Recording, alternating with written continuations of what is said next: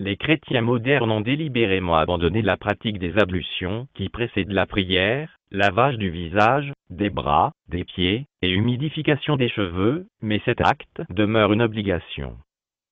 Car tous les prophètes sans exception accomplissaient leurs ablutions comme nous le montre la Bible, et Moïse et Aaron avec ses fils en lavèrent leurs mains et leurs pieds. Et quand ils entraient au tabernacle d'assignation, et qu'ils approchaient de l'autel, ils se lavaient, selon que l'Éternel l'avait commandé à Moïse. Exode 40, 31-32. Bien que Paul ait corrompu les enseignements de Jésus, paix et bénédiction sur lui, il accomplissait lui-même ses ablutions. Exemple, Paul ayant donc pris ces hommes avec lui, et le jour suivant s'était purifié avec eux. Actes 21, 26. Les femmes musulmanes accomplissent la prière en se couvrant les cheveux. Exemple dans la Bible, mais toute femme qui prie, ou qui prophétise sans avoir la tête couverte, déshonore sa tête, car c'est la même chose que si elle était rasée. Si donc la femme n'est pas couverte, qu'on lui coupe les cheveux. Or s'il est déshonnête à la femme d'avoir les cheveux coupés, ou d'être rasée, qu'elle soit couverte, 1 Corinthiens 11, 5-6. Et encore, jugez entre vous-mêmes, est-il convenable que la femme prie Dieu sans être couverte? 1 Corinthiens 11, 13. Les musulmans accomplissent la prière en se courbant, s'agenouillant, et se prosternant après avoir ôté leurs souliers, à l'image des prophètes. Venez, prosternons-nous, inclinons-nous, et mettons-nous à genoux devant l'Éternel qui nous a fait. Psaume 95, 6, et Josué se jeta sur son visage à terre, et se prosterna, Josué 5, 14. C'est dans des monastères comme celui de Salah ou Tour Abdin, qui abrita le patriarche syriaque durant des siècles, que chants et prières du christianisme originel ont été conservés loin de toute influence latine ou grecque.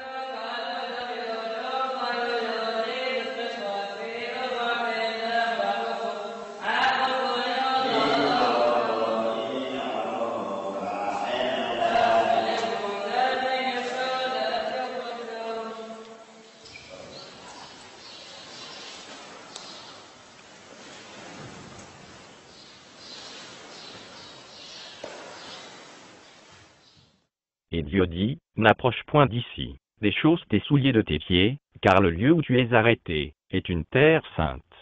Exode 3, 5, Acte 7, 33. Autre exemple, et Élie monta au sommet du Carmel, et se pencha contre terre, il mit son visage entre ses genoux. 1 Roi 18, 42. Alors Moïse et Aaron se retirèrent de devant l'assemblée à l'entrée du tabernacle d'assignation, et tombèrent sur leurs faces, et la gloire de l'Éternel apparut. Nombre 20, 6. Alors Abraham tomba sur sa face, et Dieu lui parla. Genèse 17, 3. Et lorsque Jésus se rendit au jardin de Gethsémanée pour implorer Dieu de le délivrer du piège que lui avaient tendu les docteurs juifs et les pharisiens, il se prosterna le visage contre terre, priant, et disant, « Mon Père. » Matthieu 26, 39. Le mot « Allah » est inaccoutumé pour un nom musulman, mais sachez que ce nom a été utilisé par tous les prophètes, depuis Adam, jusqu'à Mohammed, paix et bénédiction sur lui. Il s'agit de la contraction des deux mots arabes « Al-Ilah », c'est-à-dire le Dieu. En supprimant la lettre I, vous obtenez le mot « Allah », et selon sa position dans une phrase en arabe, ce mot peut apparaître sous la forme d'Allah qui est très proche du mot hébraïque pour désigner le Créateur, Eloah. Elohim est le pluriel révérencieux d'Eloah chez les Juifs. Dans les langues orientales, il existe deux formes de pluriel, celui des nombres et celui qui marque le respect. Le mot Allah semble plus proche du mot araméen utilisé par Jésus pour nommer Dieu, à savoir Allah. À voir l'Encyclopédia Britannica de 1980 sous les mots Allah et Elohim. Dès lors, bien que le mot Allah semble inaccoutumé pour les non-musulmans, tous les prophètes sans exception, d'Adam à Mohammed, paix et bénédiction sur lui, prônaient la même religion, soit la soumission totale à Allah. Le mot Allah désigne nommément le souverain suprême. Il ne peut être décliné selon le nombre ou le genre. Il ne peut donc jamais apparaître sous la forme plurielle, ou bien être décliné au masculin ou au féminin, contrairement aux mots Dieu et déesse, qui sont utilisés en langue française. Les mots Dieu et Créateur prêtent en outre à confusion, car de nombreux chrétiens les emploient toujours pour désigner Jésus.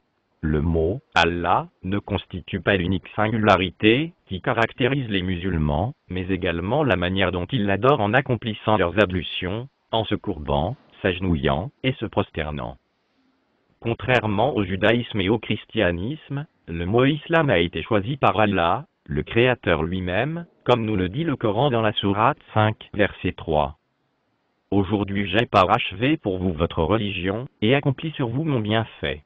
Et j'agrée l'islam comme religion pour vous. Ni le judaïsme, ni le christianisme n'ont été nommément cités dans l'Ancien et le Nouveau Testament, ni même dans l'un des dictionnaires de la Bible.